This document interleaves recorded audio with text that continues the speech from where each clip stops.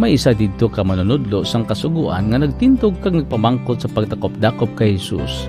Manunodlo, ano akong dapat himuon agod maangkon ko ang kabuhi nga wala sing katapusan? Nagsabat si Jesus sa iya, ano bala ang ginasiling sang kasuguan suno sa imo nabasahan?